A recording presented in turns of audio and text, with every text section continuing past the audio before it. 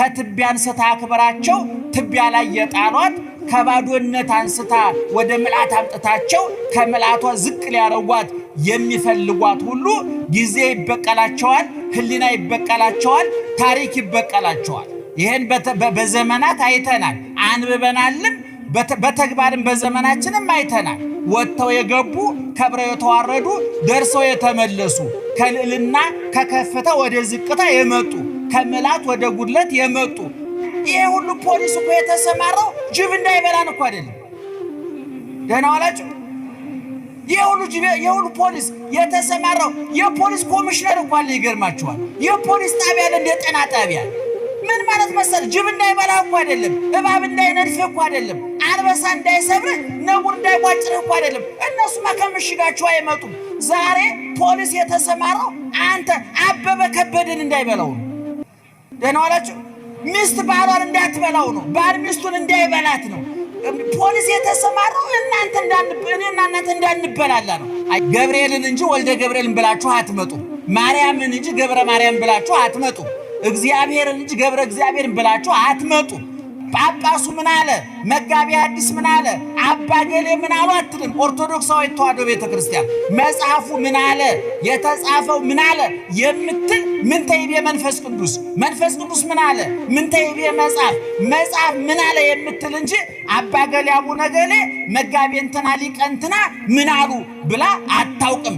እንደዛ ቢሆን እነሱ ሲወፍሩ ጠባ፣ እነሱ ሲከሱ ሰፍታ ተጎትታ ረክሳ ቆሽሻ ታልቅብን ነበረ።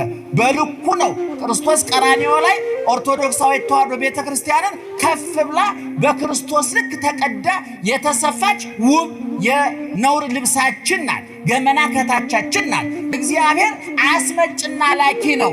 በእናቶቻችን ማህፀን ወደ ምድር ያመጣል፣ በመቃብር በኩል ወደ ሰማይ ይልካል። ወደቡ ሁለት ነው። ማስመጫ ወደቡ የእናንተ ማህፀን ነው። መላኪያ ወደቡ መቃብር ነው። እኔ ሁልጊዜ በሚዲያም ተናግሬዋለሁ። በአዳም ጊዜ የነበረው በሬ ዛሬ ቢመጣ እኛ ሰፈር ካለው በሬ ጋር ለመግባባት ችግር የለበትም። ሳር ይቀርብለታል፣ ይበላል። ቀቅለው ጥበሰው አንፈረው ጠፍጥፈው አይቀይርም። አሁን አዳም ግን ዛሬ ቢመጣ የኛ ምግብ አይበላውም። አፄ ቴዎድሮስ መድፎ ከተሰራ ሰባስቶፖል ነው የሚባለው። አቤት መድፍ መስራት ጀምረ ነበር። ይገርማቸዋል። የዛሬ 100 ምናምን ዓመት። አሁን እኛ ወደ ኋላ እየደነቆር ነው። በየቀኑ ድንቁርናችን እየጨመረ እየደደብን ፈረንጆቹ ወደ ላይ እኛ ወደ ታች እሽቅድም ሊመገጠም ነው የሚመስለው። እውነቱን ለመናገር እየደነቆር ነው። የሆነ ጊዜ እኮ መድፍ ሰርተናል። ይገርማል። እና አፄ ቴዎፍሎስ መድፉ ተሰርቶ ሲያልቅ በጣም ከፍቅራቸው የተነሳ እቃውን ስለሆነ እንማብለው ሳሙት። አራዊት በዘመዶቻቸው ላይ አይጨክኑም። እባብ ነዳፊ ነው፣ መርዘኛ ነው። እባብ ለባብ ተቆራርፎ ይተኛል። ጅብ ይባላል፣ ሆዳም ነው፣ አይጠግብም። ነገር ግን ጅብ ለጅብ አብሮ ይኖራል። አንበሳ ሰባሪ ነው። 6 ኪሎ አይታችሁ እንደሆነ የብረት አጥር አለው ሰው ጋር እንዳይገናኝ። እርስ በርሱ ግን ተቃቅፎ ይተኛል። ነብር ቧጫሪ ነው፣ ቁጡ ነው። እርስ በርሱ ግን ምሽግ ሰርቶ ይኖራል። የሰው ልጅ ግን አውሬ ሆነ። ጠባዩ ተቀየረ፣ አመጋገቡ ተቀየረ። የአባቶቻችን አምላክ ልዑለ ባሕርይ እግዚአብሔር ስላዘጋጀው በጎ ነገር ክብርና ምስጋና ይግባው። ክብርና ምስጋና ይግባው። ክብርና ምስጋና ይግባው። ጆሮአችሁን ይክፈት፣ አንደበታችንን ይፍታ።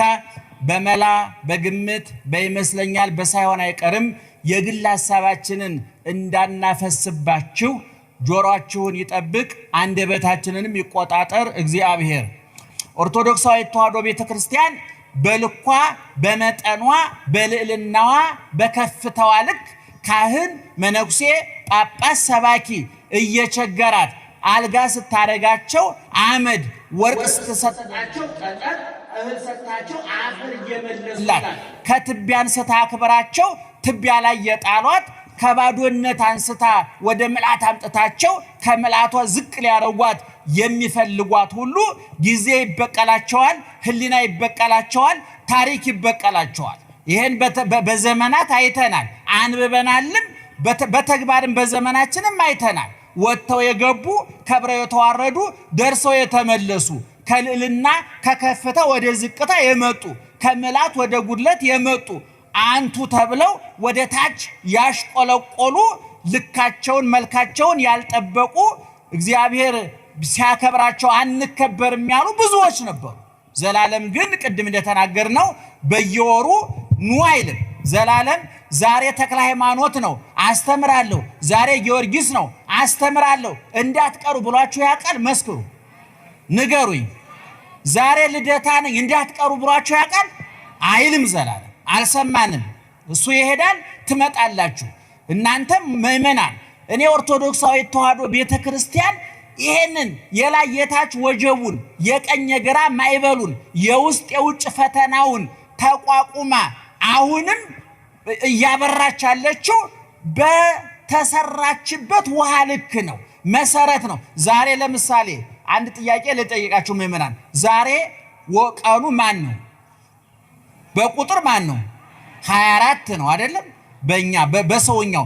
በክርስትናው ደግሞ ዛሬ ማን ናቸው? አቤት አቡነ ተክለ ሃይማኖት ናቸው። መታችሁ አስቀድሳችኋል አይደለም? እቤታችሁ እያላችሁ ዛሬ የሚቀድሱት እገሌ ናቸው፣ የሚሰብከው እገሌ ነው፣ የሚዘምረው እገሌ ነው ተብሎ ተነግሯችኋል? ንገሩኝ። ተነግሯችኋል?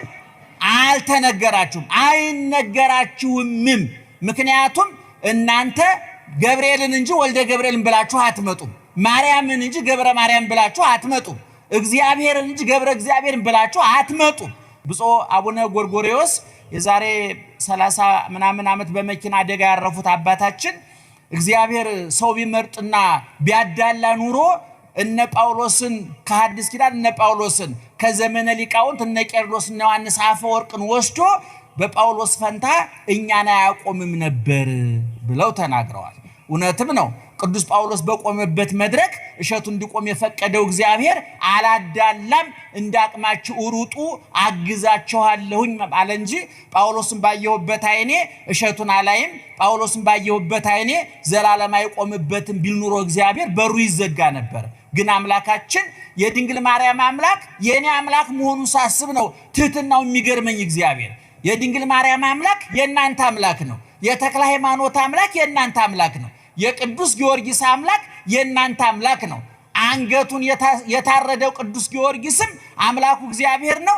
እኛ ደግሞ ማተብ እንኳን ለማሰር ክብራችን ይቀንሳል ብለን የምንደራደረው እኛም አምላካችን ማን ነው?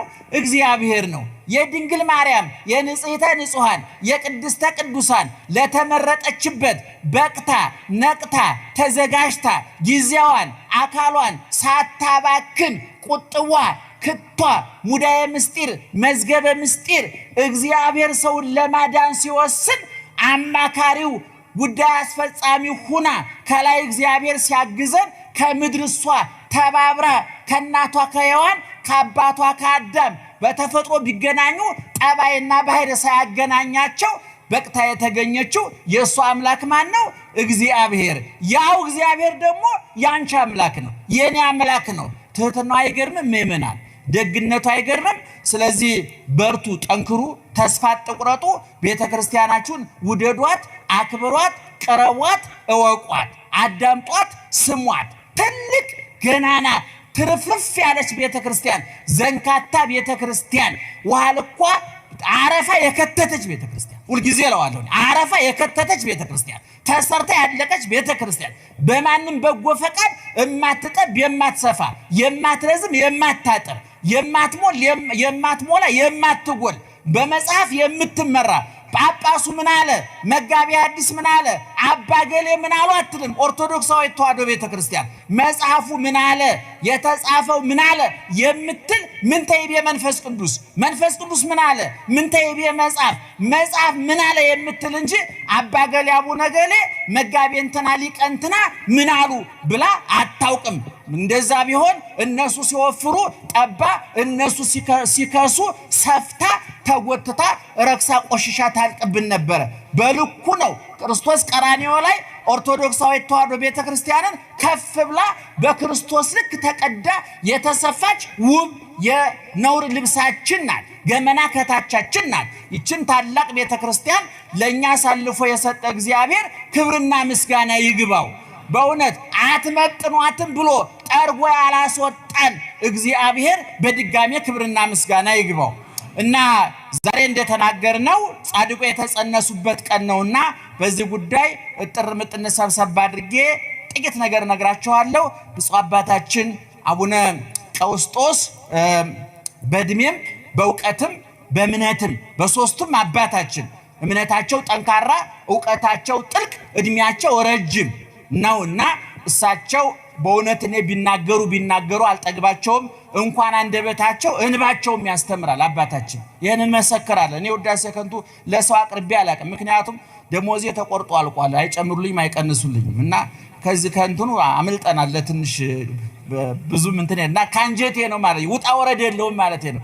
እንደው ምን ፈልጎ ይሆን ብላችሁ በሐሜት እንዳትሰቃዩ። ምንም ፈልጌ አይደለም፣ ሐቁን ለመናገር ያህል ነውና እሳቸው በመካከላችን ተገኝተውልናል። ይክበር ይመስገን እግዚአብሔር። እንደነሱ አይነት አባቶች ስናጠፋ የሚቆነጥጠን ከመስመር ስናልፍ ወደ ሐዲድ ወደ መስመሩ ግቡ የሚሉን ዕውቀትም እምነትም ምግባርም እድሜም የተጣመረላቸውና እኛን እንዲመክሩ የታደሉ አባቶች ስላለን ክብሩና ምስጋና ይግባው። እሳቸው ይመክሯቸዋል፣ ያስተምሯቸዋል። እኔ በመጠኑ ጥቂት ነገር ልናገር።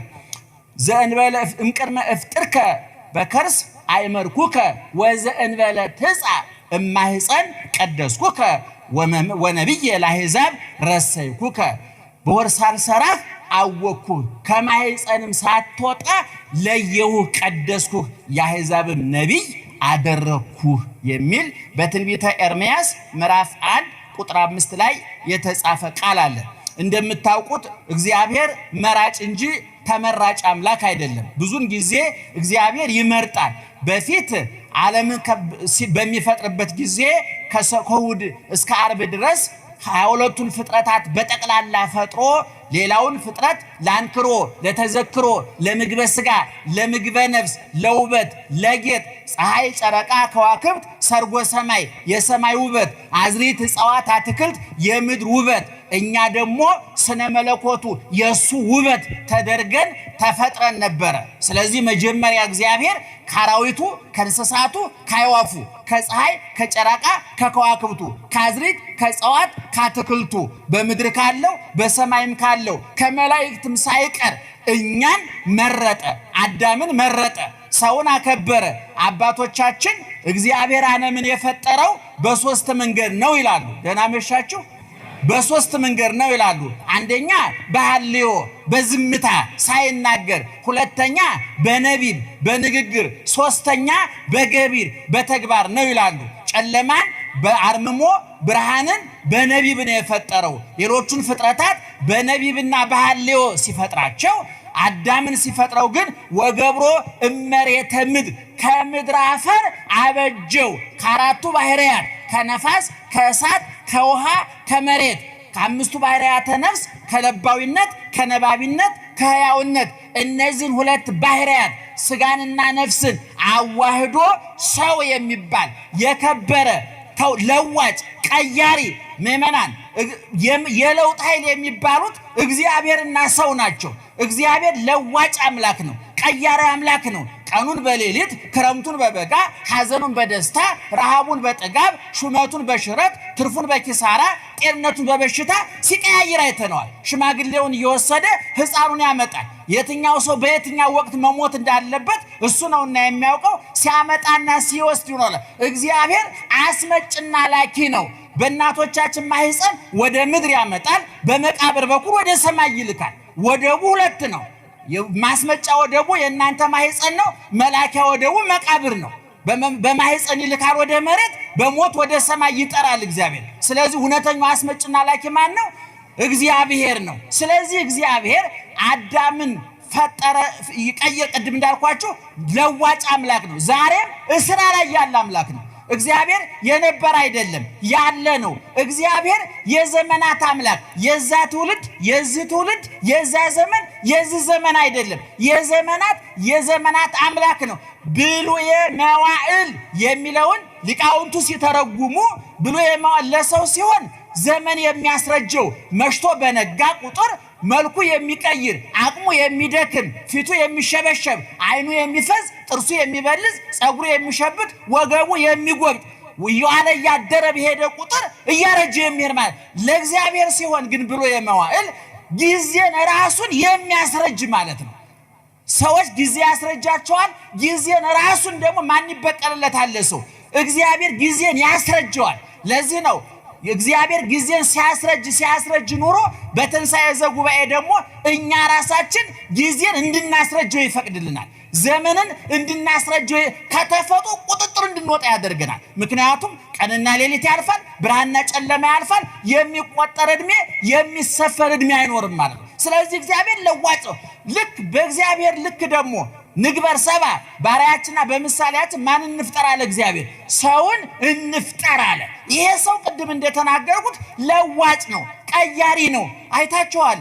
እኔ ሁልጊዜ በሚዲያም ተናግሬዋለሁ። በአዳም ጊዜ የነበረው በሬ ዛሬ ቢመጣ እኛ ሰፈር ካለው በሬ ጋር ለመግባባት ችግር የለበትም።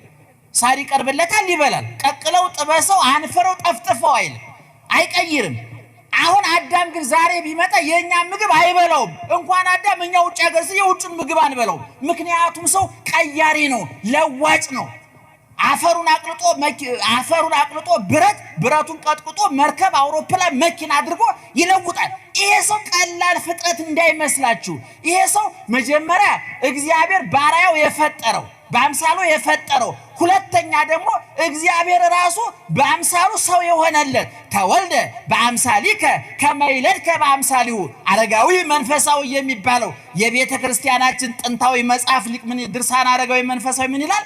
እግዚአብሔር ይላል ተወልደ በአምሳሊከ፣ እንዳንተ ገዝፎ ተወለደ፣ እንደሱ እንድትረቅለት፣ እንዳንተ ጊዜያዊ ሆነልህ፣ እንደሱ ዘላለማዊ እንድትሆንለት፣ እንዳንተ ሟች ሆኖ መጣልህ፣ እንደሱ ሕያው እንድትሆንለት፣ እንዳንተ ዝቅ አለልህ፣ እንደሱ ከፍ እንድትልለት ይላል አረጋዊ መንፈስ የሚለው መጽሐፍ ላይ። ስለዚህ ሰው ክቡር ፍጥረት ነው። ምእመናን ብዙ ጊዜ ዛሬ የሰው ዋጋ ወርዷል። አሁን የአንድ ሰው ዋጋ ስንት ነው ይባል? ምንም። ለምሳሌ አንድ ኩንታል ጤፍ 15 ብር 15000 17000 ነው። የአንድ ቤት ሰራተኛ ደሞዝ ስንት ነው? እስኪ አንድ ምሳሌ ልንገራችሁ። አሁን እዛ በሩ ላይ አንድ ሰው ወርቆ ተደብድቦ እያጣጣረ አጠገቡ 3 ግራም ወርቆ ብታገኙ ሰውየው አጠገብ የቱ ነው የምታነሱት? ንገሩኝ። ምኑ ነው የምታነሱት? ሰውየው ነው አይደል?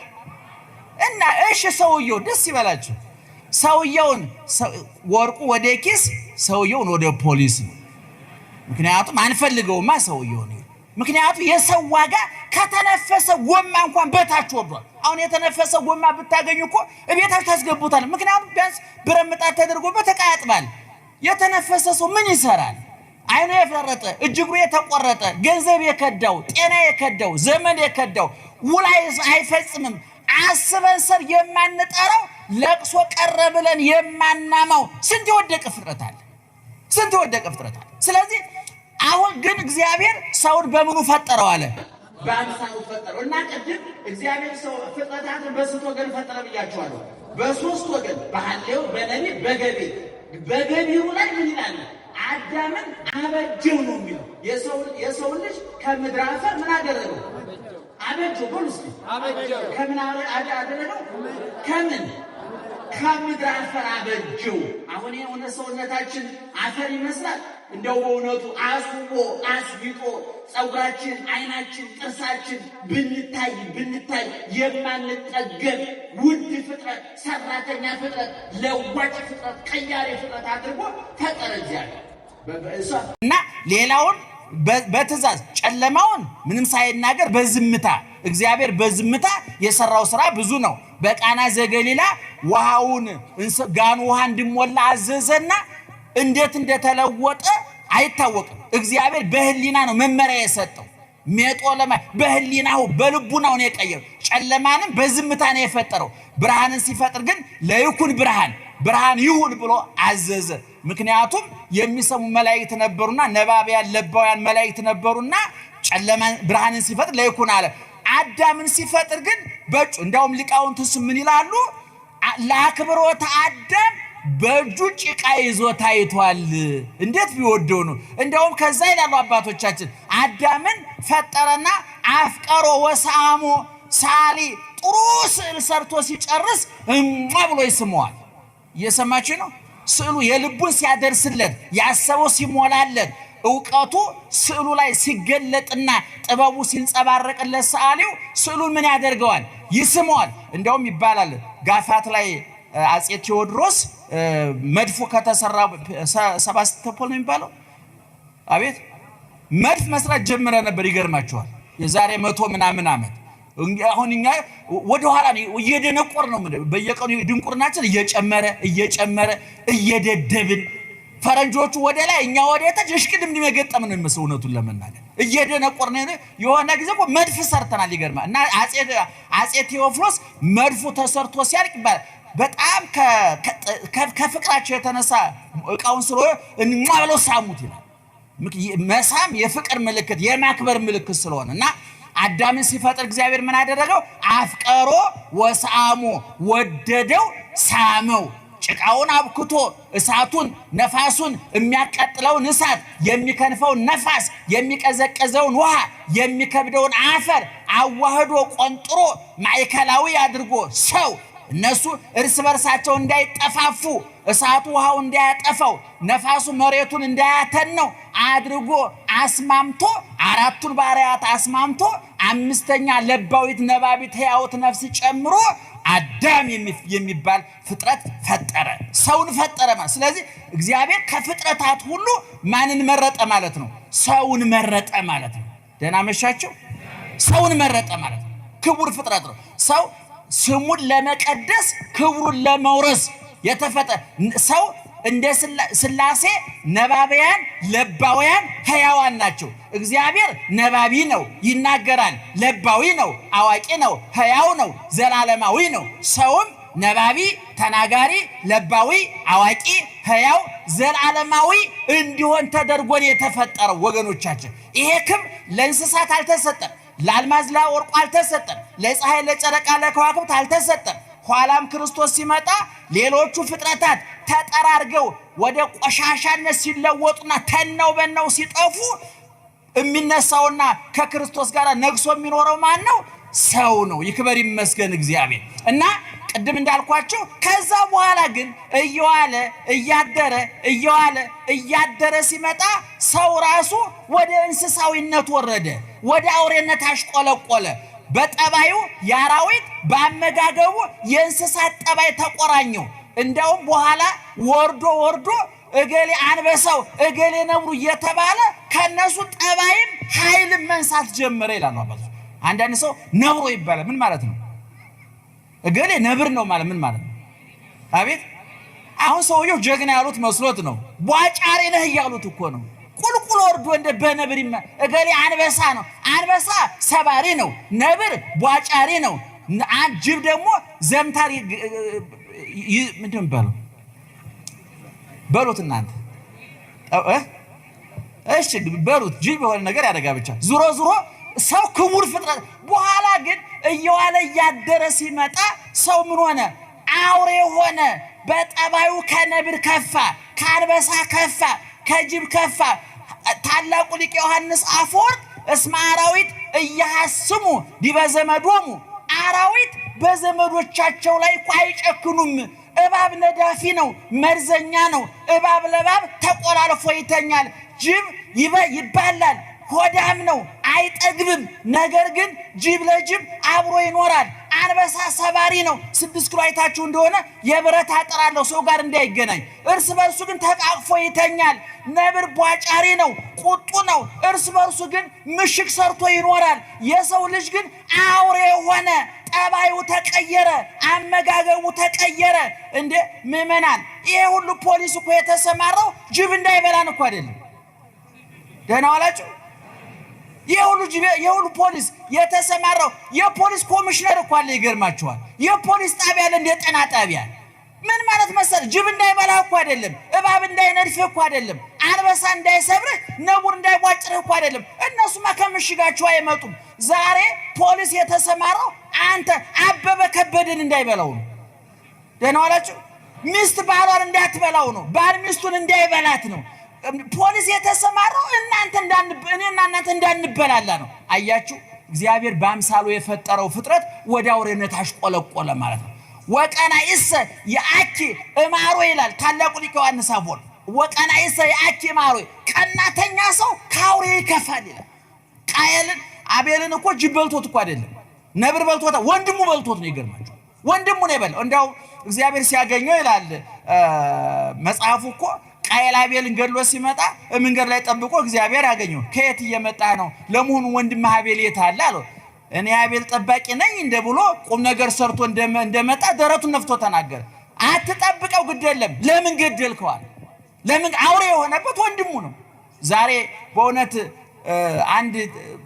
አንድ ጋዜጣ ላይ የተጻፈ ጽሑፍ አንድ ጊዜ ዛሬ 3-4 ዓመት አንብቤ ነበር። ምን ይላል? አሜሪካ በኢራቅ ጦርነት ያወጣችውን $1 ለዓለም እርዳታ ብትለግሰው ኑሮ ያለ እድሜያቸው የሚቀጩ ህፃናት አይኖሩም ነበር ይላል። ዛሬ የተራቀቀው ኒውክሌሩ አሁን ሰሞኑን ተሰሙታላችሁ። እኔ ጋዜጠኞቹ ሲተነትኑ የሰው ልጅ አብቅ እንደ ቃየል እኮ በድንጋይ የጀመረው ጦርነት ዛሬ እኮ ተራቆ የደረሰ የቃየል ልጆች ኒውክሌር አምርተዋል። የአቤል ልጆች የት ናቸው ያሉት? እየተገደሉ ነው ዛሬ። አቤላውያን ዛሬ ሟች ናቸው። ቃየላውያን ግን ድንጋዩን ኒውክሌር አድርሰውታል። ሚሳኤሉ የተራቀቀ ሚሳኤል እንደ ሰው ተተኩሶ የሚገለውን ሰውዬ ካጣው ቦታ ይዞ የሚጠብቅ ይገርማቸዋል። ሰምታችኋል? ቦታ ይዞ የሚጠብቅ። ስለዚህ አሁን እግዚአብሔር በኋላ ሰውን መምረጥ ጀመረና ከዛ ሁሉ እንስሳዊ ጠባይ አውሬያዊ ባህሪ ከተቆራኘው ሆዱን ከሚያመልክ ሰውን ስጋውን ከሚያመልክ ፍላጎቱ እንደ ከብት ከሚነዳው መካከል ኖህን መረጠ እግዚአብሔር። ኖህ ተመረጠ። ያ በመጽሐፍ ቅዱስ ኖህ ከነቤተሰቡ በመርከብ ዳነ ይላል። ስለዚህ መጀመሪያ ከእንስሳት ሰውን አከበረ። ኋላ ግን ሰው ራሱ እንደ እንስሳ ያሽቆለቆለ ስለወረደ ከሰው መካከል ሰው ተመረጠ። ከሰው ሰው ይመረጣል ማለት ነው። አያችሁ፣ ኖህ ከማን መካከል ተመረጠ? ከሰው መካከል ተመረጠ። 8 ቤተሰቦቹ እሱና ሚስቱ 3 ልጆቹ ከነ 3 ሚስቶቻቸው ጋራ 8 ሰዎች ዳኑ በመርከብ። የጠፋው ሰው አይቆጠርም። መጽሐፍ ቅዱስ ምን ያህል ሰው እንደጠፋ ቁጥሩን አይነግረንም። የዳኑትን ነው የሚነግረን። የዳኑት ናቸው የሰፈሩት። በኖህ ጊዜ 8 ሰው ዳነ። በሰዶም በገሞራ 4 ሰው ዳነ። ምናልባት እሳት ንፍል ውሃ የቀቀለው እሳት ያንገበገበውና ነዶ እንደ እንጨት ከስሎ የቀረ በብዙ 100 ሺህ የሚቆጠር ህዝብ ሊኖር ይችላል። መጽሐፍ ሲቀቅል እንደው ትንሽ የጠፉትን ቁጥር አይነግረን። አንዳንድ ሰው ይላል እንደው እግዚአብሔር 8 ሰው ብቻ ደግሞ ያን ሁሉ 100 ሺህ ህዝብ ሲቀቅል እንደው ትንሽ እንደው ጭካኔ አይደለም ወይ? ራሱ ሲፈጥር መፍጠሩን አናደንቅም? ይልቅስ መጀመሪያ የፈጠረው ንብረቱን ሰው ያሰባውን በግ ቢያርድ ለምን አረርክ ይባላል? እንዳይታረድ መገኘት ነው እንጂ ምእመናን። ስለዚህ አያችሁ እግዚአብሔር መረጠ። ከማን መካከል? ሰውን መረጠ። በኋላ እንደገና ኦሪት ዘፍጥረት ምዕራፍ 12 ላይ ስትመጡ ደግሞ አብርሃም ጻ እምብሔርከ ወተፈለጥ እማዝማድከ ወሁር ውስተ ምድር ዘአነ አርአየከ እንተ ታውዝ ሐሊበ ወመዓረ። አብርሃም ከሀገር ውጣ፣ ከዘመዶች ተለይ፣ እኔ ወደማሳይህ ማርና ወተት ወደምታፈሰው ምድር ሂድ አለው። አሁን ማንን መረጠ ማለት ነው? እግዚአብሔር ሰውን መረጠ።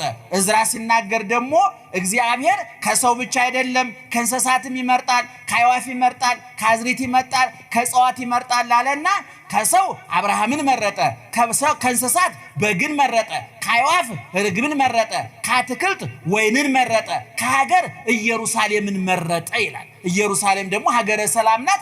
መጨረሻ ምሳሌዋ ድንግል ማርያም ናት ማለት ነው። ስለዚህ አያችሁ አሁን ቅድም በጥቅሱ በትምህርታችን መነሻ እንደነገርኳችሁ በሆድ ሳልሰራህ አወኩህ፣ ከማኅፀን ሳትወጣ ለየሁህ፣ መረጥኩህ፣ መሳሪያ አደረግኩህ አለ። እንግዲህ ምእመናን ይህንን የምርጫን ጉዳይ ስናጠቃልለው እግዚአብሔር ይመርጣል እንጂ አይመረጥም። አሁን አንዳንድ ሰዎች እንደው ሕፃናት ደህና መሻችሁ አላችሁ። አሁን አንዳንድ ሰዎች ይጠይቃሉ፣ በ40 ቀን በ80 ቀን ሕፃናትን ክርስትና የምታስነሷቸው የት ያውቃሉ ብለው ይጠይቃሉ። መቼም ሰው ልጠይቅ ካለ የማይጠየቅ የለም። ሁሉን ነገር ሰው እምነቱ እየከዳው ሲሄድ፣ እምነቱ እየቀነሰ ሲሄድ ያመነ ሁሉ ጥያቄ ይሆንበታል። ይገርማቸዋል። ያመነ ሁሉ አሁን እኛ ወንድ ልጅ በስንት ቀን ነው ክርስትና የምናስነሳው? አቤት ሴት ልጅ በ80 ቀን። ይሄ መነሻም መድረሻም ንባብም ትርጉምም ምስጢርም አለው። ኦርቶዶክሳዊ ተዋሕዶ ቤተክርስቲያን መነሻዋ ብሉይ መገስገሻዋ ሐዲስ መዳረሻዋ መንግስተ ሰማያት ነው የምንለው ይሄን ነው። ከብሉይ ያሳፈረቻቸው ልጆቿን በሐዲስ ስጋውን አብልታ ደሙን አጠጥታ መጨረሻ ወደቧ ማራገፊያዋ የት ነው? መንግስተ ሰማያት። ስለዚህ እመቤታችን ድንግል ማርያም በሉቃስ ወንጌል ምዕራፍ 2 ላይ ኢየሱስ ክርስቶስ ወንድ ልጅ ነውና በ40 ቀኑ ወደ ቤተ መቅደስ ይዘው ሄዳለች። ደህና ዋላችሁ። በ40 ቀኑ ወደ ቤተ መቅደስ ይዘው ሄዳለች። በኦሪት ዘሌዋውያን ምዕራፍ 12 ላይ ወንድ ልጅ በ40 ቀኑ ሴት ልጅ በ80 ቀኗ እግዚአብሔር ቤት ፊት መጥተው መስዋዕት ይሰዋላቸው ብሎ እግዚአብሔር አዟል በብሉይ ኪዳን። ስለዚህ ኦርቶዶክስ ተዋሕዶ ቤተክርስቲያን ንባቡን ከብሉይ ምስጢሩን ከሐዲስ ስርዓቱን ከብሉይ መስዋዕቱን ከሐዲስ አድርጋ አዋህዳ ተዋህዶ የሚል ውብ ሃይማኖት ሰርታልናለች። ኦርቶዶክሳውያን የተዋህዶ ሊቃውን ብሉይ ኪዳኑን ያዋልዱታል። ሁልጊዜ ላለው ማቴዎስ ማለት በኢሳይያስ ንባብ ውስጥ የተጸነሰ ነፍሰ ጡር ማለት ነው። ኢሳይያስ ናሁ ድንግል ትጸንስ ወተወልድ ወልደ፣ ድንግል በድንግልና ጸንሳ ምን ታደርጋለች? ተወልዳለች አለ። ይሄ በኢሳይያስ የተጸነሰ ሽል ነበረ። መቼ ተወለደ? በማቴዎስ ወንጌል ላይ ትጸንሳለች ተወልዳለች ያልነውን ማቴዎስ ምን ብሎ ነገረን? ወለደች፣ ጸነሰች፣ ወለደች ብሎ አዋለድ ነው ማለት ነው። አያችሁ። ስለዚህ ቤተክርስቲያናችን በዚህ መልክ ነው የምትል እና እግዚአብሔር መራጭ ነው እንጂ ተመራጭ አይደለም። በዚህ በዮሐንስ ወንጌል ምዕራፍ 15 ላይ ተጽፏል። አኮ አንትሙ ዛሬክሙኒ ወሴምክሙኒ አላ አነ ሐረይኩክሙ ወሴምኩክሙ፣ እኔ ሾምኳችሁና መረጥኳችሁ እንጂ እናንተ አልመረጣችሁኝም። በመጽሐፋችን ምን ይላል? ቅዱስ ዳዊት እኮ እምከርሰ እሜ አንተ አምላኬ፣ ከእናቴ ማህፀን ጀምረህ አንተ አምላኬ ነህ። ላይሌከ ተገደፍኩ እማህፀን፣ ከእናቴ ማህፀን ጀምሮ አንተ ላይ ተጣልኩኝ። ረቂቁን የአባቴን ዘር ከአባቴ ከፍለህ በእናቴ ማህፀን ዘርተህ የእናቴና የአባቴን ሕዋስ አገናኝተህ አዋህደህ ዳዊት የሚባል ንጉሥ ሰራህ ጌታዬ። ካከ ተወከልኩ እንዘ ሀሎኩ ውስተ አጥባተ እሜ፣ የእናቴን ጡት እየጠባሁኝ አንተን አምነሃለሁ አለ ቅዱስ ዳዊት። አያችሁ፣ ሕፃናትን እግዚአብሔር ያውቃቸዋል አያውቃቸውም? አቤት! ሲጀመር እውቀት የነፍስ ነው የሥጋ አይደለም። አሁን ሰው የሚኮላተፈው መሳሪያው አባቶቻችን ምን ይላሉ? ነፍስ አዋቂ ናት። በህፃንነታችን እንኮላተፋለን አይደለም? ለምንድነው የምንኮላተፈው? ስፒከሩ ገና ስላልቀነ ስጋ ነው ስፒከር የሚባለው። በደንብ እንዳትናገር መሳሪያው ስለደከመባት እንጂ ነፍስ አዋቂ ናት። እውቀቱ አይጨመርባትም አይቀነስባትም። አንዳንድ ጊዜ ኃጢአት ስንሰራ በደል ስንፈጽም ከእግዚአብሔር ስንርቅ እውቀቷ ይገፈፍባታል ይቀነስባታል። ደመ ነፍስ የምትባል በውስጣችን አለች። ለምሳሌ አንድ ሰው ሰክሮ ጥሩ ጧት ሲወጣ ደህና ዋሉ በሰላም ዋሉ ማታ እንገናኝ ብሎ ማታ ሲመጣ ደህና መሻችሁ ካለ ይሄ ሰውዬ ንግግሩ ተበላሽቷል አልተበላሽም? ለምን የተበላሸው? ነፍስ እውቀቷን የምትስረው ደመ ነፍስ ላይ ነው። ደመ ነፍስን ደግሞ መጠጡ ያንቀዠቅዣታል። ለምሳሌ ይሄ ሰሌዳ ቢሆን አሁን የሰሌዳ ልጻብቅ እኔ ስለዚህ በወዘውዞ መጻፍ ትችላለህ? አትችልም። ደመ ነፍስ በመጠጡ ምክንያት ከቦታ ቦታ ትንቀሳቀሳል። ነፍስ እውቀቷን የምትስልበት ስታጣ ሰውየው የስሜት ሕዋሳት ጠቅላላ ይከዱታል። እግሩን መመሪያ የሚሰጠው ማን ነው? ንገሩኝ እስኪ። ለምሳሌ እግራችን እንዲራመድ መመሪያ የሚሰጠው ማን ነው? እጅ እንዲጨብጥ። ለምሳሌ አሁን ከዛ ጋር ነብር እየመጣ ቢሆን አሁን እነሱ እያዩ ነው። እኔ እንኳን ለካ አይታየኝም ረስቼው ነው። እሺ እነሱ ከዛ እያዩ ነውና የመጀመሪያ መረጃ የሚወስደው ማን ነው? ከስሜት ሕዋሳት ማን ነው? አይን ነው። አይን ለአይምሮ ምን ይለዋል? ኧረ ከዛ ነብር እየመጣ ነው ይላል። አይን ድንጋይ አንስቶ የመወረር ግዴታ የለበትም፣ የመጠቆም እንጂ ድንጋይ አይወረውርም። ከዛ በኋላ አይምሮ ደግሞ የሚያገናዝብና መመሪያ ያስተላልፋል። ኧረ በአይን በኩል መረጃ መጥቷል ነብር እየመጣ ነው ይልና ወደ ማን መመሪያ ያስተላልፋል? እኔ ለነገረ ሰው እሸልማለሁ። አቤት! ወደ እጅ። እንደ ሰውየው ይለያያል። ፈሪ ከሆነ ወደ እግሩ ነው፣ ጀግና ነው ወደ እጁ ነው፣ ይለያያል። እንግዲህ ስለዚህ አይምሮአችን ውስጥ ረቂቅ ናት ነፍሳችን። ስለዚህ ህፃናት ባጭር ነው የምላችሁ፣ ህፃናት እግዚአብሔርን ያውቁታል። አዋቂ ናት ነፍስ። እግዚአብሔር ሕፃናትን ያውቃቸዋል። አዋቂዎች ነን ውስጣችን። ስለዚህ ምእመናን እግዚአብሔር እነ ተክለ ሃይማኖትን መረጠ፣ እነ አርሴማን መረጠ። የባከነ ጊዜ፣ የባከነ አካል፣ የባከነ ገንዘብ የሌላቸው ከእናታቸው ማህፀን ጀምሮ እግዚአብሔርን ያገለገሉ። ኤርምያስ ምንድን ነው ያለው? በማህፀን ሳለህ ገና ሳልፈጥርህ አወኩህ፣ ከማህፀን ሳትወጣ መረጥኩህ። ወነቢየ ዘአሕዛብ ረሰይኩከ፣ የአሕዛብ መልእክተኛ አደረግኩህ። ቅዱሳን ማለት ክፉ ሰዎች የሰይጣን ጉዳይ አስፈጻሚዎች ናቸው። ደጋግ ሰዎች ደግሞ የማን ጉዳይ አስፈጻሚዎች ናቸው? የእግዚአብሔር ጉዳይ አስፈጻሚዎች ናቸው። ቅዱስ ያሬድ እንዲህ ብሎ ተናግሯል። ወበከመ ከዋክብት ያሰረግውዎ ለሰማይ በስኖሙ ከማሁ ሰማይትኒ ያሰረግውዋ ለቤተ ክርስቲያን በገድሎሙ። ከዋክብት ሰማዩን በጸዳላቸው በውበታቸው ያስጌጡታል። እዩኝ እዩኝ እንዲል ያደርጉታል። እንደዚህም ሁሉ ሰማዕታት አንገታቸውን ለሰይፍ አይምሯቸውን ለመጻፍ ጀርባቸውን ለጅራፍ ሰጥተው ተገርፈው ታርደው ነደው ተገፈው ተገርፈው ተርበው ተጠምተው ቤተ ክርስቲያኒቱን እንድትዋብ ያደርጓታል። ውበት ጌጥ ይሆኗታል። እንዲያው ቅዱስ ጳውሎስ ምን ይላል? ከመፈጽም ታይጻጽ ሕማሙ ለክርስቶስ፣ ከክርስቶስ በመከራው ያስቀረው ማለት ነው። የክርስቶስን መከራ ሙሉ እንዳደርገው ማለት ነው። እሱ ቀራንዮ ተሰቀለ፣ ቆሰለ፣ ተገረፈ፣ ተቸነከረ፣ ተተፋበት፣ ሐሞት ኮምጣጤ ጠጣ፣ የሾህ ተደፋበት። ያ ሁሉ የመከራ ዶፍ እየወረደበት አባት ሆይ የሚያደርጉትን አያውቁምና ይቅር በላቸው አለ። ቅዱስ ጳውሎስ ደግሞ እኛ ደግሞ ይሄንን ለዓለም በማዳረስ እንደተገረፈው ተገርፈን እንደተሰደደው ተሰደን እሱ መከራ እንደተቀበለው እንዳቅማችን መከራ ተቀብለን ድህነቱን አደረስንላቸው አለ። ፈውሱን አደረስንላቸው አለ። ድህነቱን አደረስንላቸው አለ። ስለዚህ ምእመናን ኦርቶዶክሳዊ ተዋሕዶ ቤተክርስቲያን የሰማዕታት ገድላቸውን፣ የጻድቃን ተአምራቸውን፣ የመላእክት የሊቃውንት ድርሳናቸውን፣ የሁሉም ደግሞ ስንክሳራቸውን የተጸነሱበት፣ የተወለዱበት፣ ያረፉበት፣ የተሰወሩበት፣ ያረጉበትን ቆጥራ ለክታ ሰፍራ ታከብርላቸዋለች። ወከብረት ነፍሶሙ በውስተ ዓለማት ክሌቲ ዘዝየ ወዘካሃ መቅድመ ወንጌል በተባለው በቤተ ክርስቲያናችን መጽሐፍ ላይ ነፍሳቸው በሁለት ዓለም ከበረ። በዚህ ዓለም ጸበል ፈለቀላቸው፣ ድውይ ተፈወሰላቸው፣ ጽላት ተቀረጸላቸው፣ ቤተ ክርስቲያን ታነጸላቸው፣ የሰነፈ አበረቱ፣ የረከሰ ቀደሱ፣ የተሰበረ ጠገኑ፣ የጠፋ ፈለጉ። በስማቸው በገድላቸው ብዙ ስራ ተሰራላቸው። በሰማይ ደግሞ እንደሚያስገባው እንዳስገቡ አጽዳቂ፣ ኮናኝ፣ ሰጭ፣ ነሽ እንዲሆኑ ስልጣን ሰጥቷል እግዚአብሔር። ይህ የሚለው መጽሐፉ ነው። በምድር ያሰራችሁት በሰማይ እየታሰረ ይሆናል፣ በምድር የፈታችሁት በሰማይ እየተፈታ ይሆናል ብሎ ባለቤቱ መብት ሰጥቷል።